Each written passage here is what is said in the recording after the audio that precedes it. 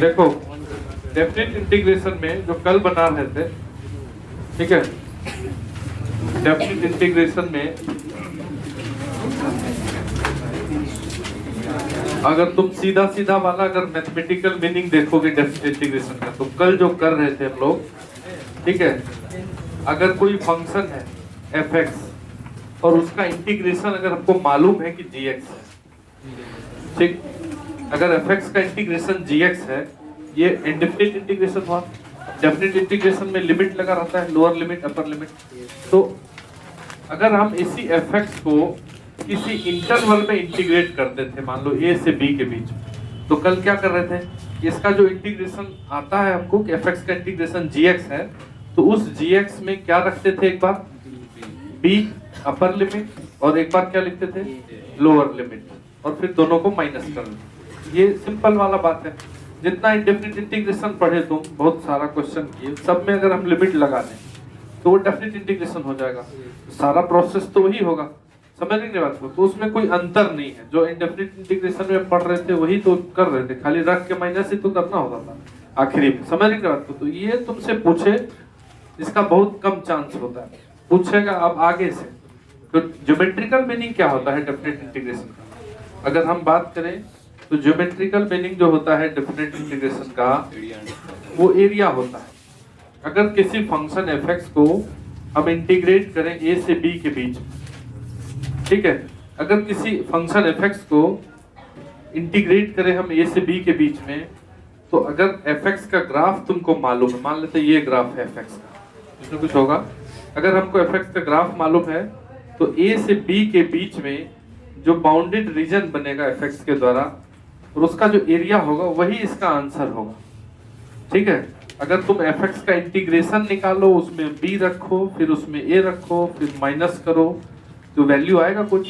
और अगर किसी बच्चा को एरिया ही मतलब कर्व ही आ रहा है, मतलब जो फंक्शन यहाँ देखा उसका ग्राफ आ रहा है, तो ग्राफ के अंदर में जो a से b के बीच का एरिया बनेगा वो निकाल के आंसर बोल दे, दोनों सेम आएगा। तो fx का इंटीग्रेशन क्या देता है, एरिया देता है। कौन सा एरिया देता है? एरिया अंडर दिस कर्व, जिसका इंटीग्रेशन करना है, area under curve y equal to fx, कहां से कहां तक, from x equal to a to x equal to b। मतलब ऐसा नहीं कि कहीं का एरिया दे देगा, मतलब ये fx है तो पूरा कहीं से कहीं भरना रहेगा। a से b के बीच में जो क्षेत्र बनेगा उसका क्षेत्रफल देगा तुमको कौन, जब हम इस fx को इंटीग्रेट करेंगे a से b के बीच, ठीक है। तो ये खाली इतना लिख लो, तो देखते हैं कैसे क्या निकालते हैं।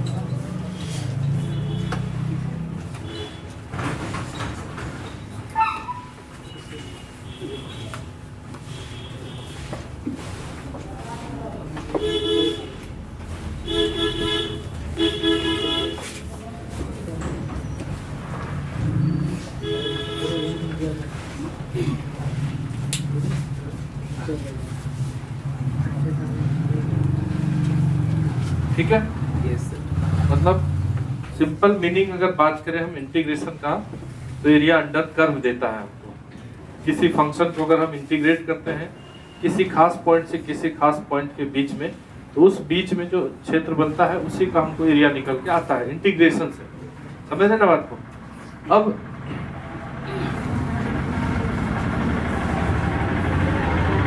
जो मेन चीज है वो प्रॉपर्टीज ही है definite integration.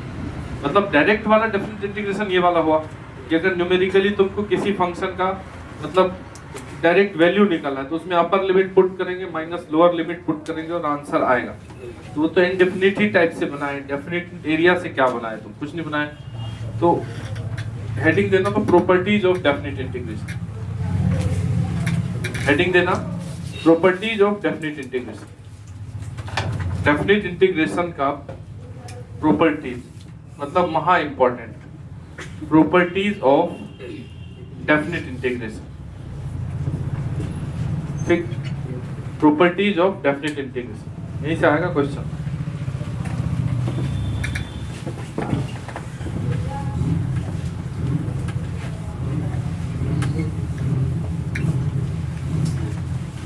Properties of definite integration. सबसे फर्स्ट प्रॉपर्टी, पहले तो ये जान गए हैं कि fx का इंटीग्रेशन करते हैं अगर a से b के बीच में तो क्या मिलता है, एरिया मिलता है।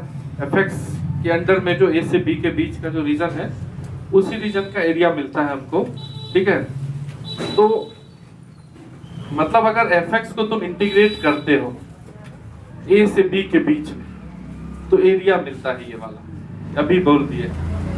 तो अगर ये फंक्शन टूट जाए बीच में, इस मेरे बात को क्या बोल रहे हैं, ये फंक्शन कंटिन्यूअस है तब ना तुम एरिया डायरेक्ट निकाल दिए, नहीं समझ बात। ये जो फोटो है, ये जो fx का बनाए तुम, ये तो कंटिन्यू बनता जा रहा है, इसीलिए तुम बोल रहे हो उसके नीचे का एरिया दे दिए। अगर वो टूट जाए तो फिर गड़बड़ हो जाएगा, नहीं समझ बात को क्या बोल रहे हो। मतलब फंक्शन कंटिन्यूअस है fx इस फोटो में, ये fx कहाँ टूट रहा है, कहीं नहीं टूट रहा है, इसीलिए इसके अंदर का एरिया हम तुरंत बता दिए।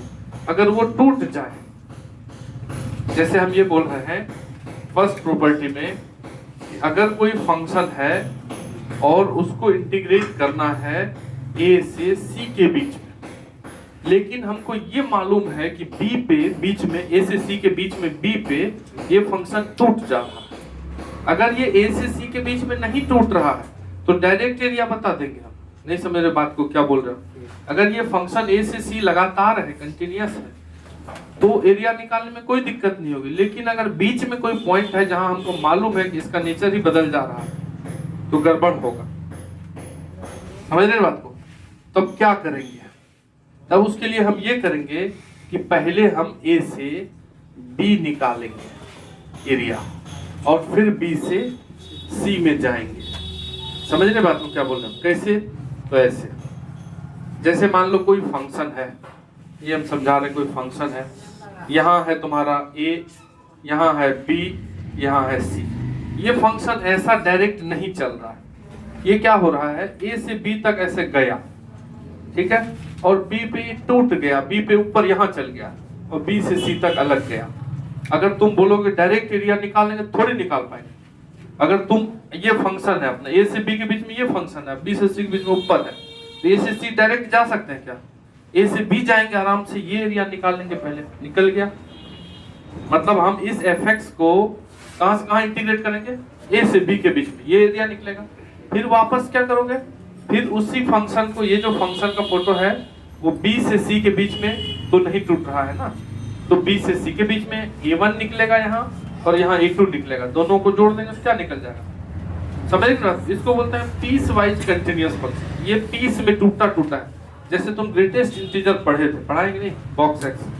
बॉक्स एक्स क्या होता है, टूटता है, ऐसे सीढ़ी बनाता है कि नहीं, ऐसे फिर ऊपर फिर ऊपर फिर ऊपर टूटते हुए जाता है कि नहीं। तो तुमसे बॉक्स एक्स का इंटीग्रेशन पूछ लेगा सीबीएसई में खास करके, ठीक है।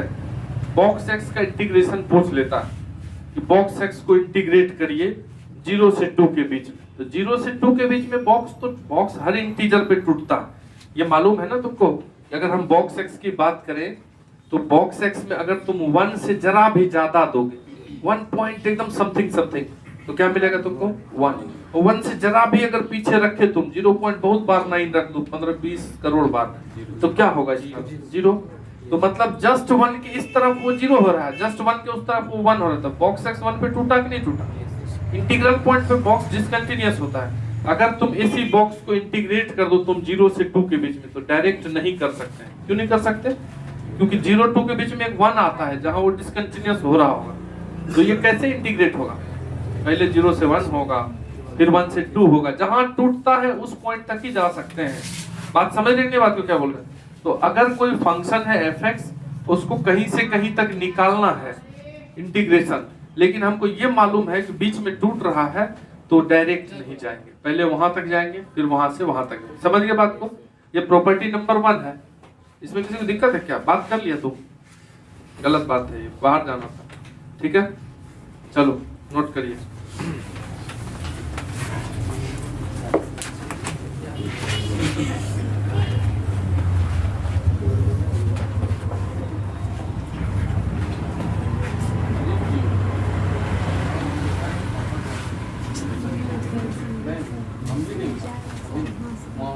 कभी नहीं देखते।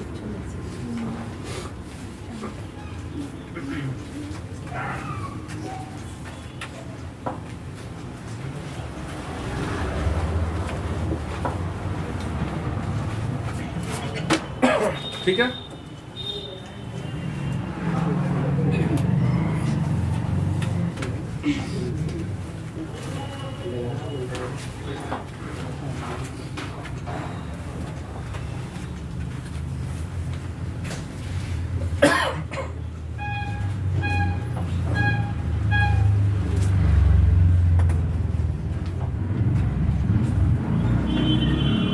इस प्रॉपर्टी से क्वेश्चन आएगा तो प्रॉपर्टी से ही आएगा, जो जो बताएंगे सबसे आने का चांस है।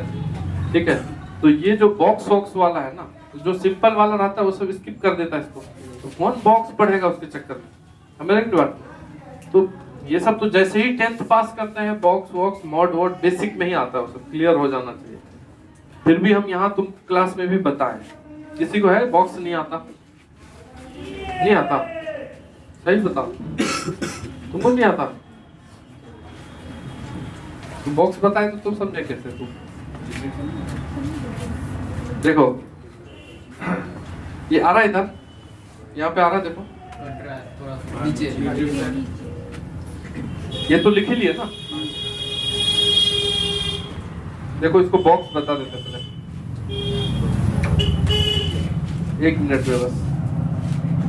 देखो ये है y equal to box x, इसको बोलते हैं हम greatest integer of x, greatest integer of x, ठीक, या बॉक्स x पढ़ते हैं इसको। बॉक्स है इसलिए बॉक्स x या ग्रेटेस्ट इंटीजर ऑफ x। ठीक है, किसी को ग्रेटेस्ट इंटीजर ऑफ x कोई बोलेगा, किसी कोई बोलेगा बॉक्स x, कोई दिक्कत नहीं है। काम क्या होता है इसका? तो काम ये होता है, जैसे मॉड का काम होता है नेगेटिव को पॉजिटिव करना, वैसे बॉक्स का भी काम है। काम कौन बनाया है? जो बनाया है, जो थ्योरी दिया है। ठीक है, तो बॉक्स के अंदर अगर कोई भी नंबर तुम रख दो, तो जो नंबर तुम बॉक्स के अंदर रखे वहां तक में जो सबसे बड़ा इंटीजर है, तो 5.5 तक में सबसे बड़ा इंटीजर 5 है कि नहीं? उससे जो पहले वाला इंटीजर 5.5 तक में 5 भी इंटीजर है, 4 भी इंटीजर है, इंटीजर मतलब पूर्णांक, 3 भी इंटीजर है, 0 भी इंटीजर है, -1 भी इंटीजर, सब इंटीजर है 5.5 से पहले। लेकिन वो सबसे बड़ा वाला कौन है 5.5 तक में? 5। तो इसका ग्रेटेस्ट इंटीजर होगा 5, मतलब जस्ट पहले वाला इंटीजर। अगर कोई तुमको बोले 0.5 का बॉक्स क्या होता है, तो 0, क्योंकि इससे पहले 0.1 का क्या होता है, वो भी 0, 0.9 का भी क्या होता है, वो भी 0। लेकिन जैसे ही हम 1 पे गए तो 1 का बॉक्स 1, वो खुद इंटीजर। 1.1 का बॉक्स 1, 1.99 कुछ भी रख दोगे बॉक्स में तो 1 ही रह जाए। मतलब तुमको क्या दिख रहा है कि बॉक्स जो है वो 0 से 1 के बीच का कुछ भी रखोगे उसमें तो 0 ही देगा, देगा कि नहीं देगा? लेकिन जैसे ही तुम 1 से आगे गए, 1 से आगे बढ़े, क्या मिलेगा तुमको? 1। अब वो 1 कब तक मिलता रहेगा? 2 से पहले तक, 1.99 तक। फिर जैसे ही 2 पे गए तो 2 मिल जाएगा, और 2 कब तक मिलता है? 3 तक। तो ये बॉक्स का ग्राफ होता है, टूटता हुआ ग्राफ बनता है। ऐसे एक लाइन बना, 0 से 1 के बीच में वो 0 रहा, एकदम जमीन पे रहा, और जैसे ही फिर 1 पे गए तो 1 मिला, 1.1 पे भी 1, 1.2 पे भी 1, 1.9 तक वो 1 ही रहेगा। इसीलिए 1 से लेके 2 के बीच में ये एक लाइन शो कर। लेकिन जैसे ही फिर 2 से 3 में जाएंगे तो वो ऊपर वाला लाइन शो करेगा। समझ रही है बात? तो ये टूटता हुआ जा रहा है। कहाँ टूटता है? इंटीजर पे। तुमसे एक क्वेश्चन आएगा कि बॉक्स x इज, ऑब्जेक्टिव में आएगा डिसकंटिन्यूअस एट, ऐसे लिखा रहेगा, ऑप्शन में लिखा रहेगा all integral point, all integer, क्या लिखा रहेगा? x इक्वल टू i, मतलब ऑल इंटीजर। दूसरा ऑप्शन में लिखा रहेगा x इक्वल टू 0 1 2। तीसरा ऑप्शन में लिखा रहेगा कुछ और, तो बच्चा को लगेगा जरूर 0 1 2 पे रहेगा। 0 1 2 पे भी डिसकंटिन्यूअस होगा, इसमें भी इंटीजर ही है, 0 1 2 भी, i भी इंटीजर ही है। समझ रहे बात को? तो मतलब कि कुल मिलाकर के सभी इंटीग्रल पॉइंट पे डिसकंटिन्यूअस हो। ऐसे बोलचाल में पूछ सकते हैं बॉक्स एक्स कहाँ डिसकंटिन्यूअस, इंटीजर और दशमलव वाला पॉइंट पे सेम। 1 से 2 के बीच में ये सेम रहता है, बीच में दशमलव है, डेसिमल। समझ रहे बात को? तो कोई डिसकंटिन्यूअस फंक्शन अगर हो तो उसको हम अगर इंटीग्रेशन करेंगे डेफिनिट, तो जहां डिसकंटिन्यूअस हो रहा है उसको कूद के नहीं भाग सकते, मतलब वहां तक जाएंगे, फिर वहां से आगे तक जाएंगे, फिर वहां से आगे तक। जैसे तुम बॉक्स का ही ले लो, जैसे हम क्वेश्चन एक आध कर लेते हैं, ये फोटो बना दिए थे ना। अब जैसे इसके कुछ एग्जांपल सीख लेते हैं, फिर दूसरा प्रॉपर्टी लगाएंगे। हम सोच रहे थे कि आज बढ़िया प्रॉपर्टी पूरा लिख देते तो सही रहता, लेकिन प्रैक्टिकल है कुछ बच्चे का, तो फिर अंठाव है।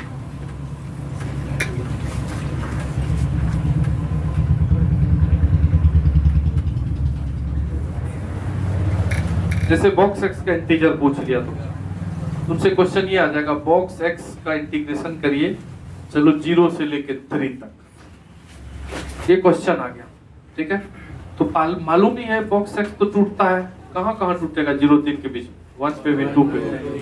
तो बस 0 से 1 अलग, फिर 1 से 2 अलग चलेगा इसका खेल, और फिर 2 से 3 में अलग चलेगा।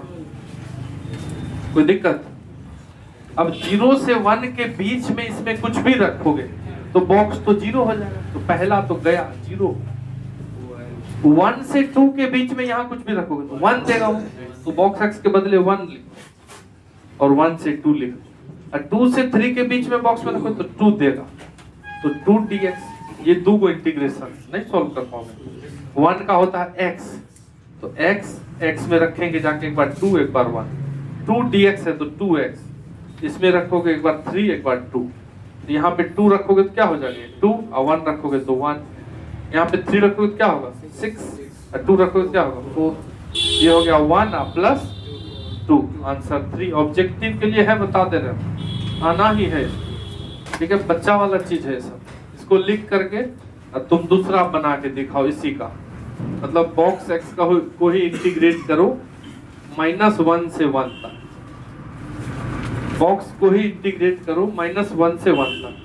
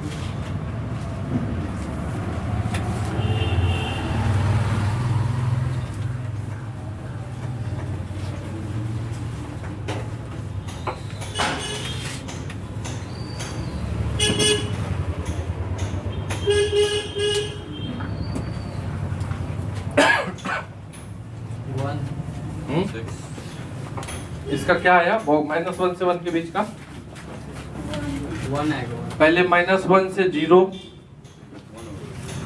और फिर 0 से 1, तो 0 से 1 वाला तो 0 ही होगा, हटाओ इसको। 0 से 1 में बॉक्स 0 होता है।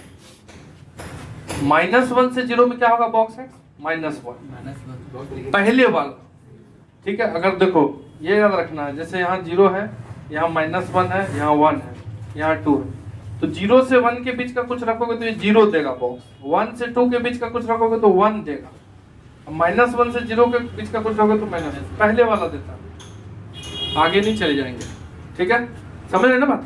पहले वाला इंटीजर जो बॉक्स में है उससे आगे तो दे ही नहीं सकता, पहले वाला देता है। तो यहाँ -1 देना है, तो -1 का इंटीग्रेशन करोगे कहाँ से कहाँ तक? -1 से 0। -1 का क्या इंटीग्रेशन होगा? -x, इसमें रख दो एक बार जीरो, एक बार -1। जीरो रखोगे तो जीरो, माइनस -1 रखोगे तो +1। तो आंसर क्या हो रहा है? -1 हो रहा है। तो सर -1 धर रहे हैं ना वहाँ पे। हाँ -1 धर रहे हैं, तो -1 धरोगे तो -1 है भी, माइनस माइनस +1 नहीं, ये रखने में भी दिक्कत हो रहा है। महानुभाव, ये देखो रखो यहाँ 0 -0 रख दिए, माइनस, अब रखो यहाँ -1, -1 है लगा हुआ, -1। अब बताओ ये 0 माइनस माइनस माइनस +1, मतलब गुम हो जाते हो। आराम से लिख लो पूरा।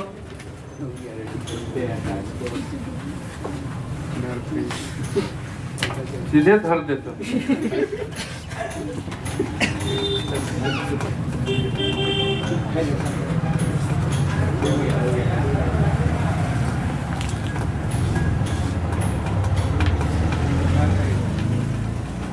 चलो ये हो गया बॉक्स, समझ गए बॉक्स। इसी तरीके से मॉड का भी आएगा तुमको, ठीक है, मॉड का इंटीग्रेशन भी आएगा, मिथिलेश समझ गए।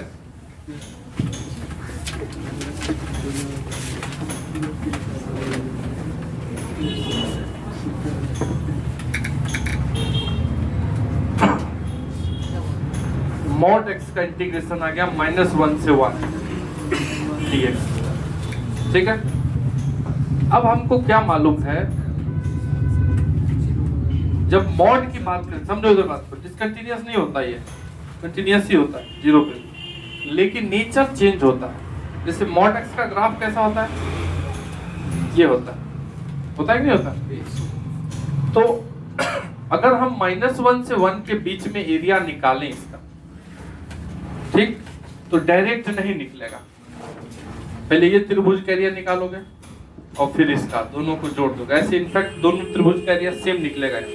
अगर हम एरिया से आंसर निकालें तो इस ट्रायंगल का एरिया कितना होगा बताओ जरा, हाफ इंटू बेस और इंटू ऊंचाई, तो 1/2 आएगा। तो इसका भी 1/2 आएगा, क्योंकि फोटो सिमेट्रिक है, दोनों तरफ सेम बन रहा है, ठीक है। तो आंसर होगा इसका 1, ऐसे भी बोल दिया। आंसर इसका कितना आएगा 1, हाफ उसका एरिया हाफ इसका एरिया।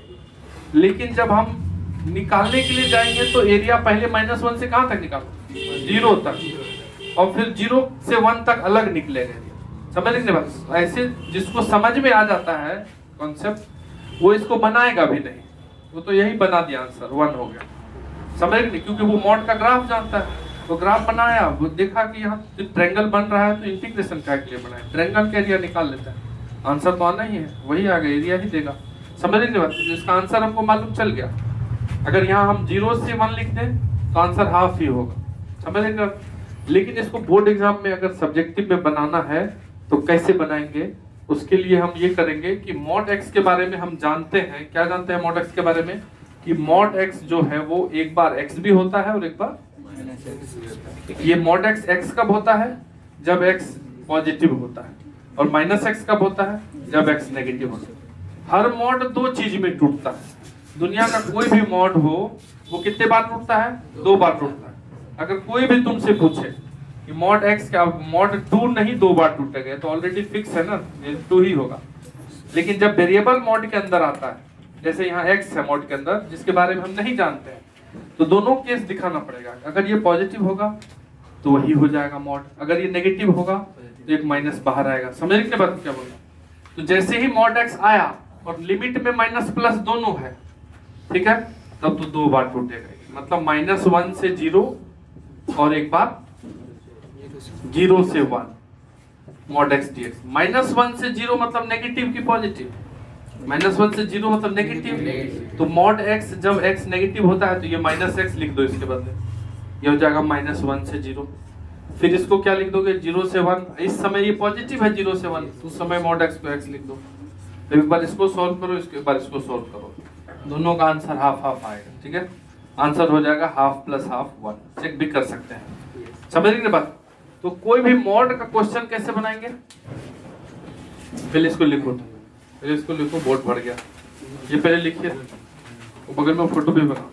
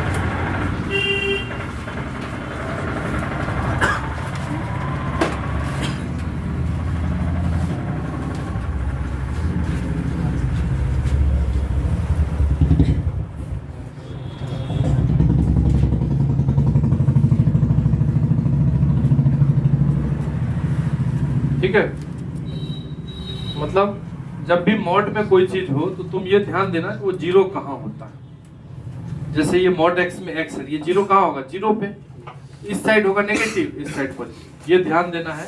जैसे क्वेश्चन में अगर बदल दें थोड़ा सा, थोड़ा अच्छा कर दे इसको। जब भी मॉड का इंटीग्रेशन आए तो बस सतर्क हो जाना, तुरंत तुरंत ये सब काम करने लगेंगे, सिंपल वाला नहीं रहेगा।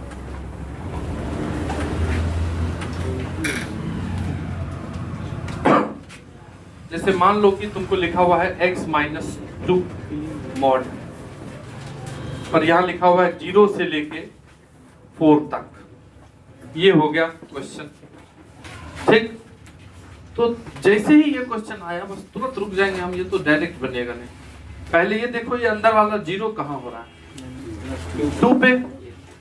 तो 2 पे 0 हो रहा है तो 2 के आगे ये प्लस देगा। चेक भी कर लो तुम, 3 रख के देखो प्लस देगा कि नहीं।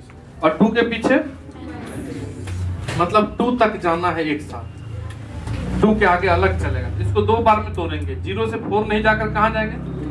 2 तक, और फिर 2 से 4 तक। समझ रहे बात? अब 0 से 2 के बीच में ये नेगेटिव देगा कि पॉजिटिव? तो ये सोचना है, नेगेटिव देगा कि नहीं? 0 से 2 मतलब 2 से कम, 2 से कम इसमें रख रख के देखो तो नेगेटिव देगा कि नहीं? जब ये मॉड बाहर आएगा तो माइनस के साथ आएगा, तो 2 माइनस एक्स पलट के आएगा। तो यहाँ 2 माइनस एक्स का इंटीग्रेशन होगा 0 से 2 के बीच में, और उसमें वही आ जाएगा बाहर, क्योंकि 2 से आगे जा रहे हैं, x माइनस 2 ही रहेगा वो, 2 से 4। अब ये नहीं कि तुम यहाँ माइनस एक्स प्लस एक्स कटाते चलना, यहाँ लिमिट दूसरा है, वहाँ लिमिट दूसरा है। समझेंगे बात को? तो अब इसको सॉल्व करेंगे। उठ जाओ साहिल, ठीक है, बर्दाश्त नहीं हो रहा। ये 2 का इंटीग्रेशन क्या होगा? क्या होगा इस 2 का इंटीग्रेशन? 2x, x का x स्क्वायर बाई 2। इसी में एक बार रखोगे 2, एक बार रखोगे 0, प्लस x का क्या होगा? x square by 2। फिर इस 2 का क्या होगा? लिमिट रखना है, कटा मत देना सबको, सब कट ही जाएगा नहीं। 4 और 2, ठीक है ना। अब तुम ये इसमें रखो, पहला वाला में 2 रखोगे तो क्या होगा? 4 और माइनस 4 बाई 2। 2 रखेंगे तो होगा 2 into 2 4, यहाँ रखेंगे तो 4 बाई 2, तो 4 माइनस 4 बाई 2। ये और 0 रखने के बाद तो दोनों 0 ही होगा, तो 0। चलो ये पहला वाला हो गया, ठीक, ये हो गया पहला वाला। इसको सॉल्व करोगे तो 4 रखोगे इसमें तो क्या हो जाएगा? यहाँ 4 रखोगे तो क्या होगा? 16 बाई 2 8, इसमें 4 रखोगे तो 8, तो 4 रखने के बाद चलो 0 ही हुआ ये। अब 2 रखोगे तो 4 बाई 2, ठीक है, और ये 2 रखोगे तो 4। अब इसको सॉल्व कर लो। 4 माइनस 2, 2, ये 0, और यहाँ पे क्या बन रहा है? Minus 2 plus 2, answer 4।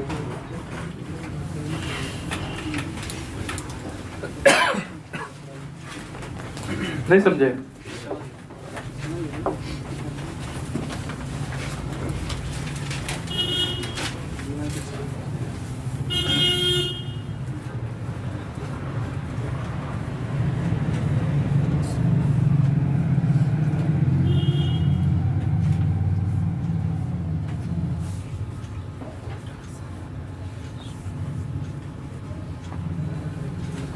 सर कल का टाइमिंग क्या रहेगा? आप बोले 2 घंटा कल पहले। आ जाओ तो।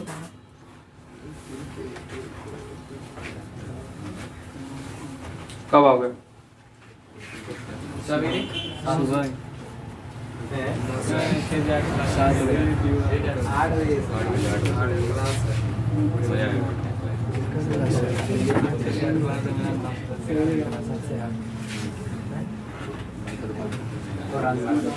एक ही ऑप्शन है, उसमें अगर आप आओगे तो ठीक, नहीं तो नहीं।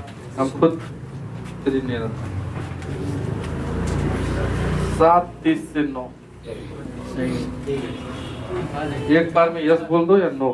बस, चलो ठीक, ओके। वो तुम समझ लो, ठीक है। कल की बात कर रहे हैं। अगर नहीं तो नहीं, क्योंकि पूरे खत्म हो जाएगा। सारा प्रॉपर्टी का लिख देंगे हम बोर्ड पे, बता दिए।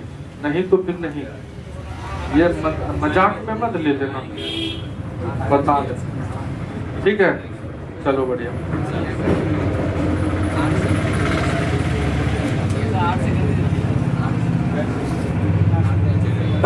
8 से करेंगे तो भी 9 बजे छोड़ना पड़ेगा हमको, तो फायदा नहीं होगा।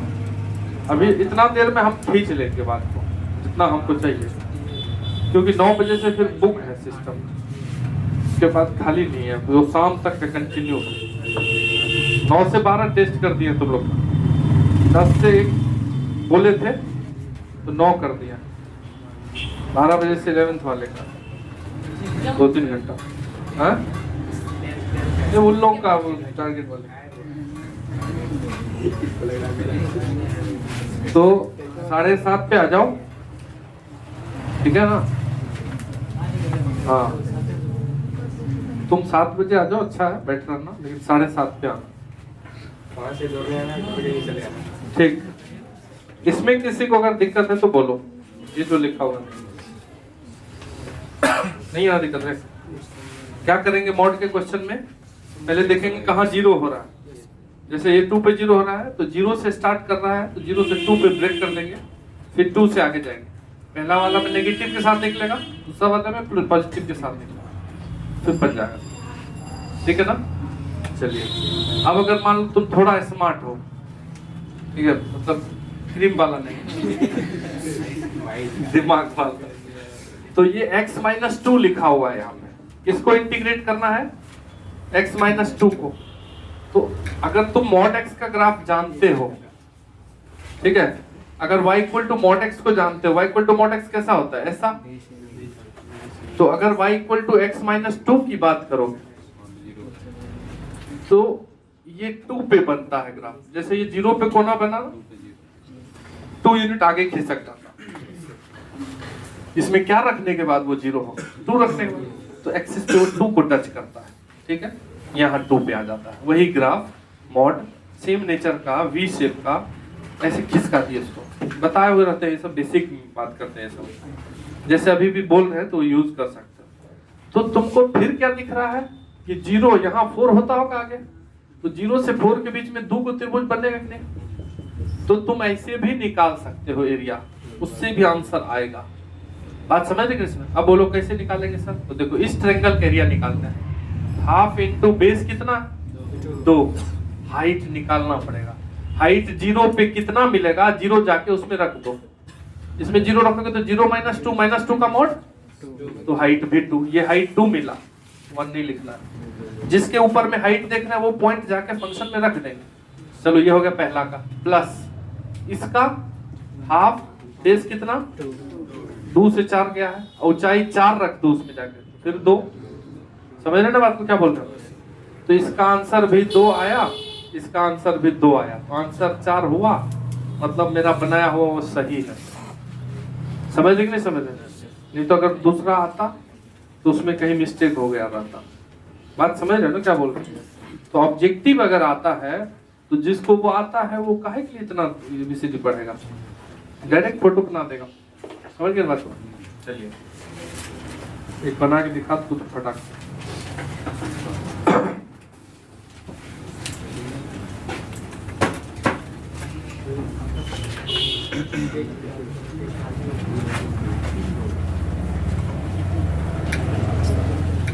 वो फोटो बना लेना, वो बताए हैं इसीलिए कि तुम्ही को खाली आएगा, और जगह कोई कर रहा होगा थोड़ी आएगा वो, समझ लो बात को।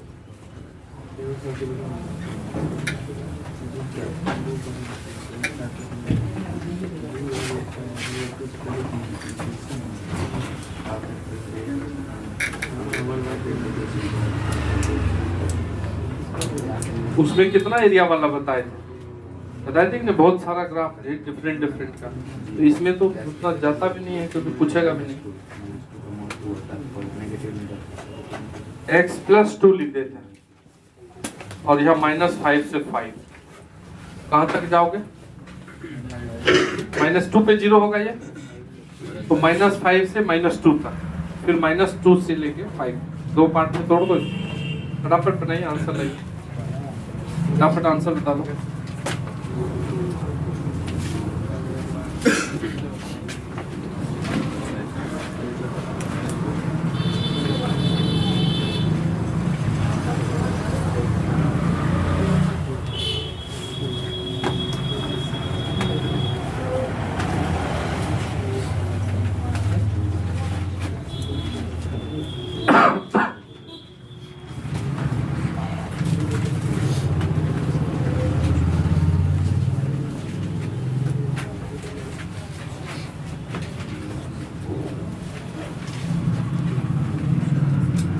दो पार्ट में तोड़ती है, ये x+2 है 25,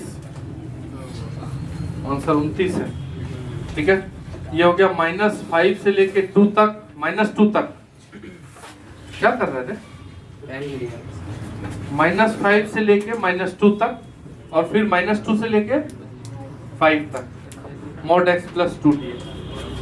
अब ये -5 से -2 तक कैसे निकलेगा, ये माइनस के साथ, मतलब दोनों में माइनस लग जाएगा। यहाँ तो है नहीं कि x-2 जो पलट जाएगा, तो दोनों में माइनस लगा दो, -x -2 dx, ये हो जाएगा -5 से -2, और ये तो ऐसे ही निकल जाएगा x+2 -2 से 5 dx।